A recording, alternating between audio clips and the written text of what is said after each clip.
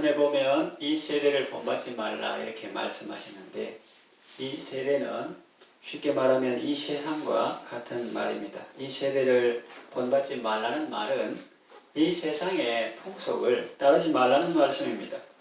자, 그러면 이 세상의 풍속은 어떻습니까? 이 시대는 어떤 시대입니까? 몇 가지로 정리해보며 우리는 어떻게 살아야 될지 살펴보려고 합니다. 첫째로 이 시대는 어떤 시대인가? 자기 PR의 시대입니다.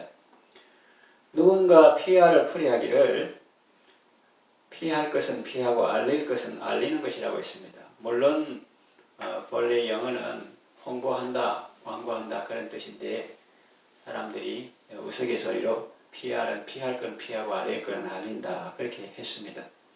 그것은 세상의 지혜일지 모릅니다. 자기에게 불리한 것은 피하고 자기에게 유리한 것은 알리고 홍보합니다. 그래서 이 세상은 자기에게 불리한 것을 고백하는 사람이나 자기에게 유리한 것을 드러내지 않고 있는 사람을 바보처럼 취급합니다. 홍보나 광고가 중요한 시대가 되었습니다. 그 자체가 나쁘다고 말할 수는 없습니다. 그러나 그 과정에서 과장이나 허위가 들어갈 수 있습니다. 그리고 홍보도 중요하지만은 실제로는 실력을 갖추는 것이 중요합니다. 내공이 중요하다는 말이죠. 이 세대의 풍습은 그러한데 성경은 뭐라고 말씀합니까? 구제할 때에 오른손이 하는 것을 왼손이 모르게 하라 그러십니다. 그러면 얼핏 들으면 이 시대 사람들은 그 바보 아니야? 그렇게 좋은 일을 하고도 신문에 안 내? 그런 생각이 들 수 있습니다. 그러나 성경은 이 시대를 본받지 말라고 하십니다. 우리의 신앙생활에도 적용됩니다. 마태복음 6장 5절에서 6절 보면 또 너희는 기도할 때에 외식하는 자와 같이 하지 말라. 그들은 사람에게 보이려고 회당과 큰 거리 위에 서서 기도하기를 좋아하느니라. 내가 진실로 너희에게 이르노니 그들은 자기 상을 이미 받았느니라. 너는 기도할 때 네 골방에 들어가 문을 닫고 은밀한 중에 계신 내 아버지께 기도하라. 은밀한 중에 보시는 내 아버지께서 갚으시리라. 그렇게 말씀했습니다. 사람들의 인정보다 더 중요한 것은 하나님의 인정입니다. 하나님께서 여러분을 기도하는 사람이라고, 그는 기도하는 사람이다 그렇게 인정하실까요? 그것이 중요한 것입니다.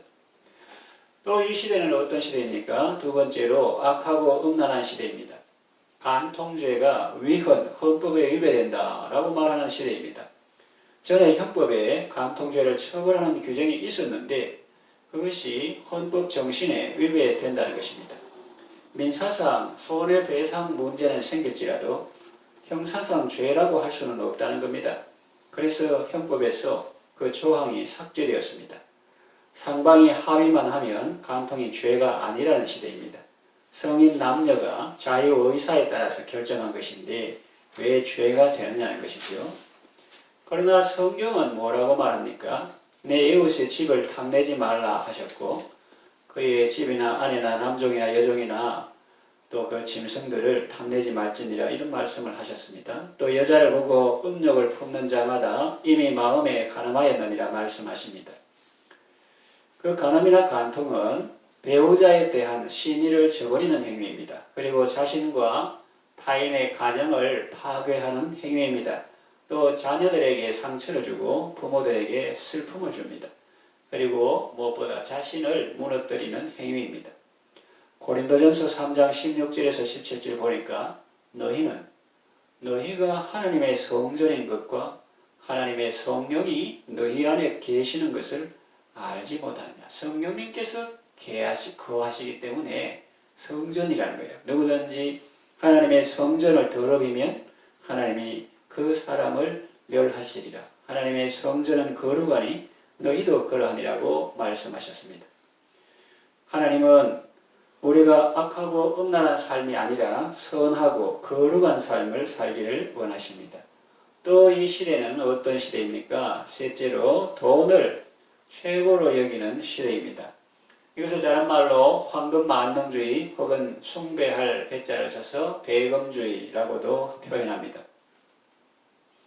이 세상을 살아가면서 돈을 무시할 수는 없습니다. 돈은 필요합니다. 그러나 돈은 사용의 대상이지 활용할 대상이지 숭배의 대상은 아닙니다. 그런데 이 돈은 만몬 신으로 이미 사람들 가운데 자리매김해 있습니다. 사람들은 어떨 때 가장 진지하고 엄숙해집니까? 돈 이야기 할 때입니다. 막 시끄럽게 떠들고 웃고 놀다가도 돈 이야기하면 조용하게 하고 문 닫고 사람 나가라 하고 그렇게 은밀하게 이야기하죠. 돈만 있으면 무엇이든지 할 수 있다고 생각합니다. 그래서 사람들은 누구나 다 돈을 모으려고 하고 재산을 늘리려고 하고 부자가 되려고 합니다. 오죽하면 부자 되세요라는 말로 인사까지 했겠습니까? 열심히 일하고 건강 전략하고 부를 축적해서 다른 사람을 돕는 것은 좋은 일입니다. 그러나 너무 돈만 생각하고 부모 공경이나 자녀 부양하는 일에도 인색하고 마땅히 써야 할 때도 안 쓰고 오로지 악착같이 모으기만 한다면 그건 잘 사는 것이 아니죠. 최근에 우리 연극과 같이 웰 리빙 하는 것이 아니죠. 그러다가 하나님께서 그 영혼을 도로 찾으시면 어떻게 되겠습니까? 안 먹고 안 입고 안 쓰고 모아놓았던 그 돈이 다 누구 것이 되겠습니까? 하나님은 그런 사람을 어리석은 자라고 말씀하셨습니다. 예수님은 이렇게 말씀하셨습니다. 삼가 모든 탐심을 물리치라. 사람의 생명이 그 소유에 넉넉한 데 있지 아니하니라고 말씀하셨습니다. 그리고 사도 바울은 디모데에게 이렇게 말합니다. 디모데전서 6장 7절에서 10절 우리가 세상에 아무것도 가지고 온 것이 없음에 또한 아무것도 가지고 가지 못하리니 우리가 먹을 것과 입을 것이 있은즉 족한 줄로 알 것이니라. 부하려 하는 자들은 시험과 올무와 여러 가지 어리석고 해로운 욕심에 떨어지자니 곧 사람으로 파멸과 멸망에 빠지게 하는 것이라. 돈을 사랑함이 일만 악의 뿌리가 되나니 이것을 탐내는 자들은 미혹을 받아 믿음에서 떠나 많은 근심으로써 자기를 찔렀도다. 그러면 성도는 어떻게 살아야 합니까? 돈을 최고로 여기는 이 시대에 하나님의 자녀는 어떻게 살아야 합니까? 이어지는 말씀이 우리에게 답을 주고 있습니다. 아까 인용한 말씀 다음 부분에 디모데전서 6장 11절 12절 오직 너 하나님의 사람아 이것들을 피하고 의와 경건과 믿음과 사랑과 인내와 온유를 따르며 믿음의 선한 싸움을 싸우라 영생을 취하라고 말씀하십니다. 또 6장 17절에서 19절 보면 네가 이 세대의 부한 자들을 명하여 이렇게 살게 해라고 말씀하는데 부한 자들에게 어떻게 하라고 하십니까? 마음을 높이지 말고 정함이 없는 재물에 소망을 두지 말고 오직 우리에게 모든 것을 후히 주사 누리게 하시는 하나님께 두며 선을 행하고 선한 사업을 많이 하고 나누어 주기를 좋아하며 너그러운 자가 되게 하라. 그 부한 자에게 명하여 그렇게 해라. 또 우리가 그렇게 살아라. 그런 뜻이지요. 이것이 장래에 자기를 위하여 좋은 터를 쌓아 참된 생명을 취하는 것이니라 했습니다. 또 이 세대는 어떤 세대입니까? 넷째, 분노와 복수의 시대입니다. 세상은 우리에게 분노하라고 말합니다. 영화도 분노와 폭력이 있는 잔인한 내용들이 많습니다. 워낙 잔인하니까 이제는 웬만해서는 사람들이 충격을 안 받으니까 그 잔인의 도를 더해가고 있습니다. 보통 여성들은 그런 거 보면은 이게 떨리가지고 그 순간에 안 보고 고개를 숙이고 있다가 그런 사람들도 많다고 하는데 그렇게 피 흘리고 그런 처절한 그런 내용들이 있습니다. 분노를 사귈 틈도 없이 분노한 데다가 또 분노합니다. 그러나 성경은 뭐라고 말씀합니까?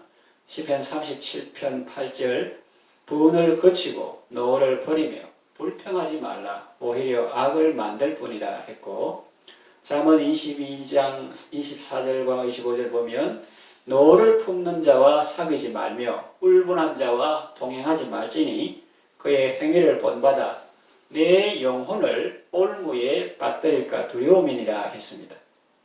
세상은 통쾌하게 복수하고 원수를 갚으라고 말합니다. 그러나 성경은 원수를 사랑하고 핍박하는 자를 위하여 기도하고 축복하라고 말씀합니다. 그리고 하늘에 계신 너희 아버지의 온전하심 같이 너희도 온전하라고 말씀합니다. 다섯째, 이 시대는 외모를 중시하는 시대입니다. 사람들은 얼굴이 예쁜 여자를 좋아하고 잘생긴 남자를 좋아합니다. 뷰티풀 여성, 핸섬한 남자 좋아합니다. 자연스러운 현상입니다. 그 자체가 나쁜 것은 아닙니다. 그리고 그것은 세상 살아가는 데 큰 장점이 될 수도 있습니다. 그 외모는 외부의 모습만이 아니라 마음의 상태를 나타내기도 하고 삶의 과정을 보여주기도 합니다. 사람이 나이 50이 되면 자기 얼굴에 책임을 져야 한다는 말도 있죠. 문제는 외모만 좋으면 내면이야 어떠하든지 상관이 없다는 생각입니다. 마음그릇 키우는 데는 관심이 없고 그저 미용과 성형에만 관심을 보이는 태도입니다. 그래서 과도한 성형 수술을 하다가 목숨을 잃는 사람도 있고 수술한 후에 그 모양이 마음에 들지 않아서 비관하고 극단적인 선택을 하는 사람도 있는 것입니다. 성경은 뭐라고 말씀합니까? 이 세대는 이런데 이 세대를 본받지 말라고 했는데 그러면 우리는 어떻게 살아야 되는가? 성경은 뭐라고 말씀합니까? 사람은 외모를 보거니와 나 여호와는 중심을 보느니라 그랬어요.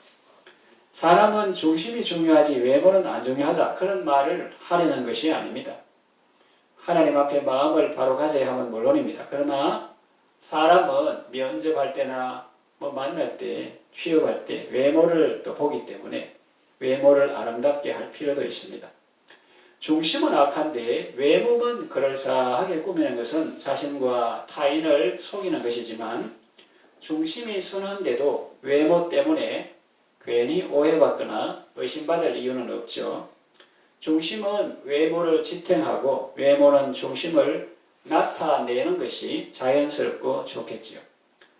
성경은 우리의 미용이나 꾸밈에 대해서 뭐라고 말씀합니까? 베드로전서 3장 3절에서 6절 보면 너희 단장은 메이크업 하는 거는 꾸미는 거 따듬는 거는 머리를 꾸미고 금을 차고 아름다운 옷을 입는 외모로 하지 말고 오직 마음에 숨은 사람을 속에 숨은 사람이 있다는 거예요. 그 사람을 온유하고 안정한 심령에 섞지 아니할 것으로 하라. 이는 하나님 앞에 값진 것이니라. 전에 하나님께 소망을 두었던 거룩한 부녀들도 이와 같이 자기 남편에게 순종함으로 자기를 단장하였나니 사라가 아브라함을 주라 칭하여 순종한 것 같이 너희는 선을 행하고 아무 두려운 일에도 놀라지 아니하면 그의 딸이 된 것이니라. 속사람을 온유하고 안정되게 하라고 하십니다. 그리고 앞의 내용을 부정하는 것이 아니라 그러면 따지 말고 근거하지 말고 그 말하는 그 말귀를 알아듣는다고 할까? 그 말의 의도를 알아야 아는 좋은데 절대로 그런 거 하지 말라 그런 뜻이라기보다는 그런 거 메이크업도 하고 또 브러쉬도 달고 그럴 수 있는데 그러나 뒤에 나오는 내용에 더욱 치중하라는 의미인 것 같습니다.